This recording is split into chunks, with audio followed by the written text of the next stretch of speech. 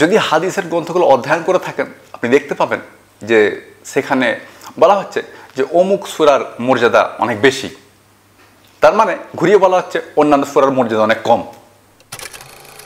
যদি আপনি হাদিসের গ্রন্থগুলো অধ্যয়ন করেন আপনি দেখতে পাবেন যেখানে বলা হচ্ছে যে অমুক সূরার ফজিলত এবং সম্মান অনেক বেশি, তার মানে ঘুরিয়ে বলা হচ্ছে যে অন্যান্য সূরার ফজিলত এবং সম্মান অনেক কম। আচ্ছা, এগুলো কি পবিত্র কোরআনকে ইনডাইরেক্টলি অপমান করা হচ্ছে না? যখন আমরা বলছি যে অমুক সূরার মর্যাদা বেশি, তার মানে অন্যান্য সূরাগুলোর মর্যাদা কম, এটা কি পবিত্র কোরআনের অপমান করা হলো না? কারণ আমরা যে সূরাগুলোকে বলছি যে অমুক সূরাগুলোর মর্যাদা কম, সেগুলো তো আল্লাহ সুবহানাহু ওয়া তাআলা নাজিল করেছেন। এটা কি ঘুরিয়ে আল্লাহ সুবহানাহু ওয়া তাআলাকে অপমান করা হলো না? আমরা বলছি যে অমুক সূরার ফজিলত এবং সম্মান অনেক বেশি, তার মানে ঘুরিয়ে বলা হচ্ছে যে অন্যান্য সূরাগুলোর ফজিলত এবং সম্মান কম, অথচ সেগুলো আল্লাহ সুবহানাহু ওয়া তাআলা নাজিল করেছেন। সেগুলোর সম্মান এবং ফজিলত কম হলে আল্লাহ সুবহানাহু ওয়া তাআলা নাজিল করলেন কেন? এগুলো কি ঘুরিয়ে আল্লাহ সুবহানাহু ওয়া তাআলাকে অপমান করা হচ্ছে না? কখনো বিচার করেছেন এভাবে? যদি বিচার না করে থাকেন তাহলে আজকের ভিডিওটা আপনার জন্য। আজকের ভিডিওটা আপনাকে বিচার করতে বাধ্য করবে, আপনাকে ভাবতে বাধ্য করবে। সুতরাং ভিডিওটা মনোযোগ সহকারে দেখুন আর একটু কষ্ট করে শেয়ার করুন। বহু মানুষ আপনার একটা শেয়ারের ফলে সত্যের সন্ধান পেতে পারে। আর তার সঙ্গে সঙ্গে ভিডিওটা দেখার পর আপনার কি মনে হলো, আপনি কি মনে করলেন, আপনি কি ভাবলেন, সেটা আপনি আমাকে কমেন্ট করে জানান। আপনার কমেন্ট থেকে আমি বহু কিছু শিখতে পারি, জানতে পারি। আপনার কমেন্ট থেকে আমি উপকৃত হই।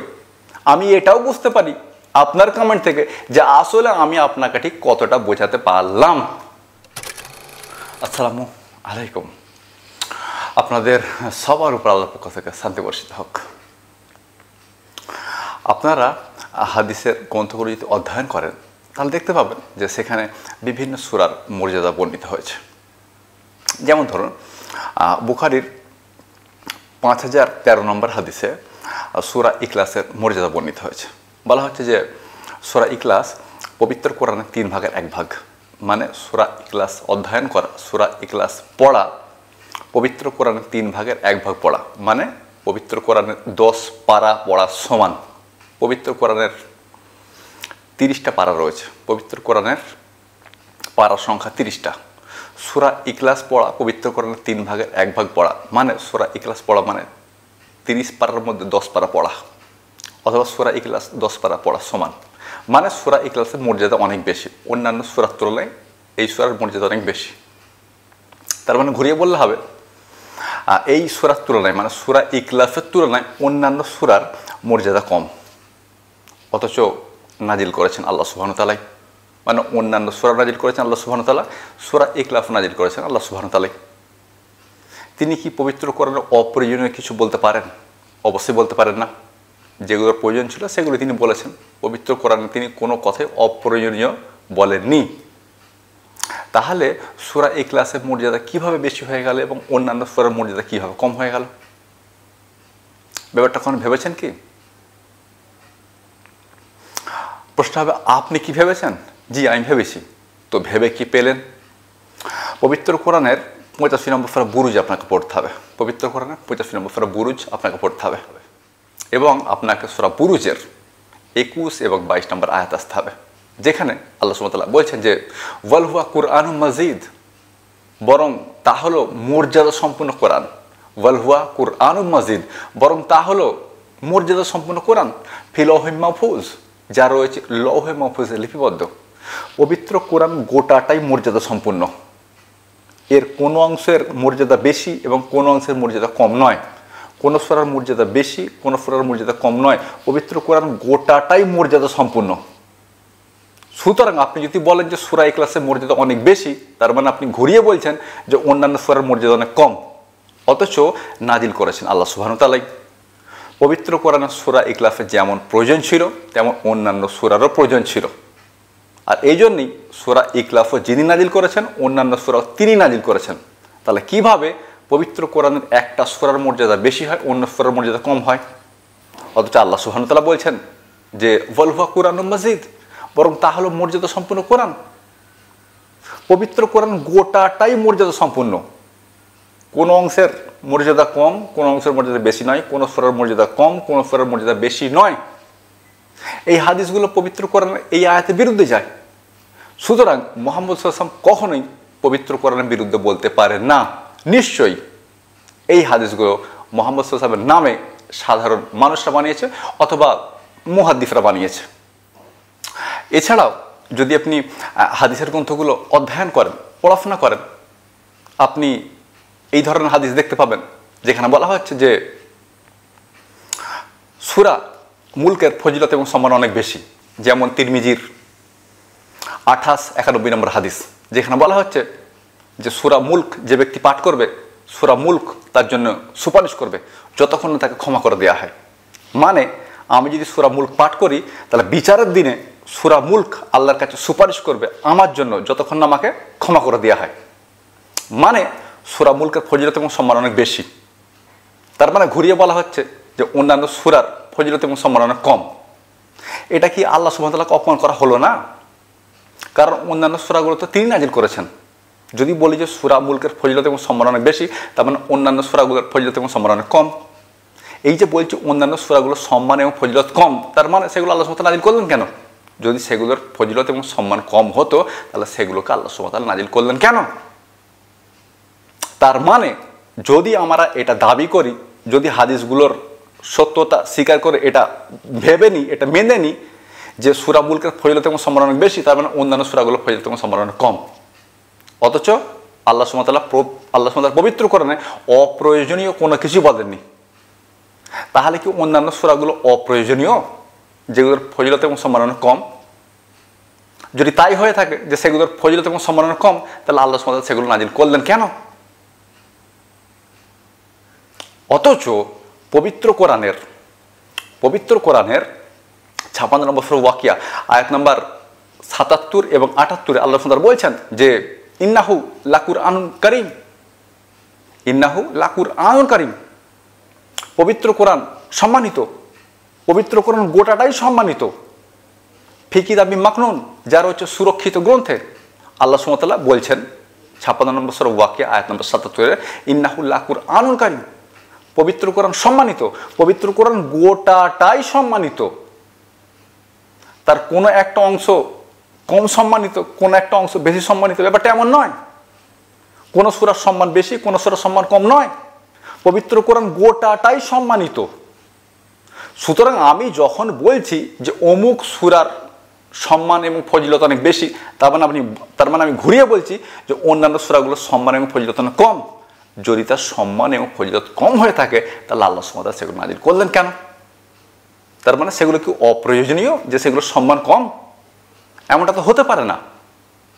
পবিত্র কোরআন গোটাটাই সম্মানিত, কোনো একটা অংশে সম্মান কম, কোনো একটা অংশে সম্মান বেশি, এটা হতে পারে না। কোনো একটা সূরার সম্মান বেশি, কোনো একটা সূরার সম্মান কম, এটা হতে পারে না। পবিত্র কোরআন গোটাটাই সম্মানিত। সুতরাং আমাদের ভাবনার প্রয়োজন রয়েছে, আমাদের বিচার বিবেচনার প্রয়োজন রয়েছে। এই হাদিসগুলো সরাসরি পবিত্র কোরআনকে প্রশ্নবিদ্ধ করে। আল্লাহ সুবহানাহু ওয়া তাআলাকে ইনডাইরেক্টলি অপমান করা হচ্ছে যে আল্লাহ সুবহানাহু ওয়া তাআলা এমন সূরা নাজিল করেছেন যেগুলোর ফজিলত এবং সম্মান অনেক কম, আবার এমন সূরা নাজিল করেছেন যেগুলোর ফজিলত এবং সম্মান অনেক বেশি। অথচ গোটা কোরআনটা আল্লাহ সুবহানাহু ওয়া তাআলা নাজিল করেছেন। তিনি কম সম্মানুল্লাহ সূরা নাজিল করলেন কেন? কম ফজিলতুল্লাহ সূরা নাজিল করলেন কেন? ব্যাপারটা আসলে এমন নয়। আসলে এই হাদিসগুলো পবিত্র কোরআনের বিরুদ্ধে যাচ্ছে, পবিত্র কোরআনকে প্রশ্নবিদ্ধ করছে। আর মুহাম্মদ সাল্লাল্লাহু আলাইহি ওয়াসাল্লাম এমনটা করতে পারেন না।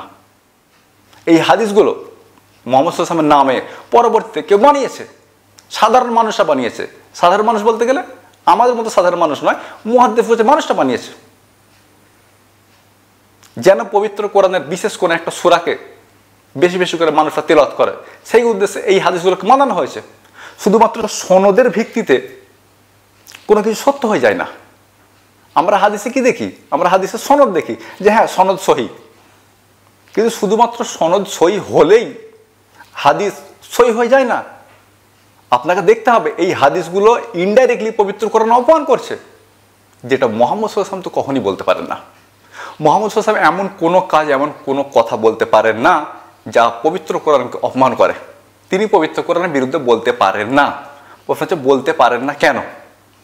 কারণ আল্লাহ সুবহানাহু ওয়া তাআলা সূরা জাসিয়া 45 নম্বর সূরা আয়াত নম্বর 18-তে বলছেন যে সুম্মা জান্নাকা আলা সিরাতিন মিনাল আমরি, আমরা আপনাকে শরিয়তের বিধানের উপর প্রতিষ্ঠিত রেখেছি। মুহাম্মদ সাল্লাল্লাহু আলাইহি ওয়াসাল্লাম শরিয়তের বিধানের উপর প্রতিষ্ঠিত ছিলেন। এখন তার পক্ষে আল্লাহ সুবহানাহু ওয়া তাআলা এই সাক্ষ্য দিচ্ছেন কেন যে আমরা আপনাকে শরিয়তের বিধানের উপর প্রতিষ্ঠিত দেখেছি, মানে তিনি শরিয়তের বিধানের উপর প্রতিষ্ঠিত ছিলেন, এই জন্যই আল্লাহ সুবহানাহু ওয়া তাআলা এই কথা বলছেন। তার মানে তিনি শরিয়তের বিধানের উপর প্রতিষ্ঠিত থেকে পবিত্র কোরআন অপমান করবেন, পবিত্র কোরআনের বিরুদ্ধে বলবেন? যদি বলা হয় যে সূরা ইখলাসের সম্মান মান মর্যাদা অনেক বেশি, তারপর আপনি বলছেন অন্যান্য সূরার সম্মান মান মর্যাদা অনেক কম, মানে এটা ইনডাইরেক্টলি পবিত্র কোরআনকে অপমান করা হচ্ছে, আল্লাহ সুবহানাহু ওয়া তাআলাকে অপমান করা হচ্ছে। যদি আপনি বলতে চান যে সূরা মুলকের ফজিলত অনেক বেশি, তারপরে আপনি বলতে চাইছেন অন্যান্য সূরার ফজিলত অনেক কম, মানে এটা ইনডাইরেক্টলি আল্লাহ সুবহানাহু ওয়া তাআলা অপমান করা হচ্ছে, কারণ অন্যান্য সূরাগুলোতে তিনি নাজিল করেছেন। যদি সেগুলোর ফজিলত কম হয়ে থাকে, সেগুলোর মর্যাদা সম্মান কম হয়ে থাকে, তাহলে তিনি নাজিল করলেন কেন? তার মানে এটা ঘুরিয়ে আল্লাহ সুবহানাহু ওয়া তাআলাকে অপমান করা হয়ে গেল না? দেখেন ভাই, বিষয়টা হচ্ছে এরকম, হাদিসের প্রয়োজনীয়তা রয়েছে, হাদিসের প্রয়োজনীয়তা রয়েছে, এটা অস্বীকার করার কোনো উপায় নেই। যদি কেউ অস্বীকার করে, সে ইনডাইরেক্টলি পবিত্র কোরআন অস্বীকার করছে, কারণ এমন কমপক্ষে 200টা প্রশ্ন রয়েছে, এমন কমপক্ষে 200টা প্রশ্ন রয়েছে পবিত্র কোরআন থেকে, পবিত্র কোরআন থেকে এমন কমপক্ষে 200টা প্রশ্ন করা যায় যার উত্তর আপনি হাদিস ছাড়া দিতে পারবেন না। মানে আপনি যতই শুধু কোরআন কোরআন কোরআন কোরআন কোরআন কোরআন করেন না কেন, এমন কমপক্ষে 200টা প্রশ্ন রয়েছে যার উত্তর আপনি হাদিস ছাড়া দিতে পারবেন না। এবং এই সম্পর্কে আমরা কথা বলেছি। তেমন এও সত্য, এমন বহু হাদিস রয়েছে যার কোনো প্রয়োজনীয়তাই নেই, শুধুমাত্র ওই হাদিসগুলো দ্বারা পবিত্র কোরআনকে অপমানই করা হয়। যেমন মর্যাদার এই হাদিসগুলো, মানে সূরার মর্যাদার এই হাদিসগুলো, অথবা সূরার ফজিলতের এই হাদিসগুলো, এগুলো দ্বারা পবিত্র কোরআনকে অপমান করা হচ্ছে। মানে এগুলো মুহাম্মদ সাল্লাল্লাহু আলাইহি ওয়াসাল্লামের কথা নয়, এগুলো তার নামে কেউ বানিয়েছে। অর্থাৎ আমরা হাদিসের গ্রন্থগুলোতে যত হাদিস দেখি, এর মধ্যে 50% সহিহ হাদিসের কোনো প্রয়োজনীয়তাই নেই, সেগুলো সবই অপ্রয়োজনীয়। তবে এও সত্য যে হাদিসের প্রয়োজনীয়তা রয়েছে। যদি আমার কথা বলেন যে আপনি হাদিসের বিরুদ্ধে কথা বলেন, আবার হাদিসের পক্ষেও কথা বলেন, জি আমি হাদিসের পক্ষে কথা বলি কারণ হাদিসের প্রয়োজনীয়তা রয়েছে, আমি হাদিসের বিরুদ্ধেও কথা বলি কারণ বহু হাদিসের প্রয়োজনীয়তা নেই, সেগুলো শুধুমাত্র সনদের ভিত্তিতে সহি করে, সেগুলোকে শুধুমাত্র সনদের ভিত্তিতে সহি ট্যাগ দিয়ে পবিত্র কোরআনকে অপমান করার কোনো মানি হয় না। আপনাকে বিচার করতে হবে। হাদিস কখনো পবিত্র কোরআনের বিরুদ্ধে যেতে পারে না, কিন্তু আমরা এমন সনদ সহিওয়ালা বহু হাদিস দেখি যা সরাসরি পবিত্র কোরআনের বিরুদ্ধে যাচ্ছে। যেমন এই হাদিসগুলো, মর্যাদার হাদিসগুলো, ফজিলতের হাদিসগুলো, এগুলো পবিত্র কোরআনের বিরুদ্ধে যাচ্ছে, পবিত্র কোরআনকে অপমান করছে। তার মানে এগুলো মুহাম্মদ সাল্লাল্লাহু আলাইহি ওয়াসাল্লামের কথা নয়, এগুলো পরবর্তীতে তার নামে কেউ বানিয়েছে, সাধারণ মানুষরা বানিয়েছে। সাধারণ মানুষ বলতে গেলে তারা নবী নয়, মুহাদ্দিস গোছের লোকেরা, আলেম উলামা গোছের লোকেরা এই ধরনের হাদিসগুলোকে বানিয়েছে পবিত্র কোরআনের বিশেষ কোনো একটা সূরাকে সম্মান জানাতে, বিশেষ কোনো একটা অংশের মর্যাদা বাড়াতে, যাতে করে মানুষরা সেই সূরাগুলো বেশি বেশি পড়াশোনা করে, যাতে করে তাদের মধ্যে ঈমান জাগ্রত হয়। ভালো উদ্দেশ্য নিয়ে খারাপ কাজ করা, মানে ব্যাপারটা হচ্ছে এরকম, ধারা গরু চুরি করে কোরবানি দেয়া, ভালো উদ্দেশ্য নিয়ে খারাপ কাজ করা। যাই হোক, মানুষরা যে পবিত্র কোরআনের বিরুদ্ধে গিয়ে হাদিস বানাবে, এই সম্পর্কে পবিত্র কোরআন আল্লাহ সুবহানাহু ওয়া তাআলা কথা বলে রেখেছিলেন সূরা লুকমানের 6 নম্বর আয়াতে। আল্লাহ সুবহানাহু ওয়া তাআলা বলেছেন যে ওয়ামিনান নাসি মান ইয়াস্তাল্লাহু আল হাদিস লিইউদিল্লা আন সাবিলিল্লাহি বিগাইরি ইলম। এমন অনেক মানুষ আছে, মানুষের মধ্যে বা মানুষদের মধ্যে এমন অনেক মানুষ আছে যা মানুষকে আল্লাহর পথ থেকে, মানে পবিত্র কোরআন থেকে দূরে সরাতে তৈরি করবে লাহওয়াল হাদিস। সুতরাং আমাদের সাবধানতার প্রয়োজন রয়েছে, বিচার বিবেচনার প্রয়োজন রয়েছে। আর এই ভিডিওটা অন্যতম একটা ভিডিও যেটা আপনাকে ভাবতে, যেটা আপনাকে বিচার বিবেচনা করতে বাধ্য করবে।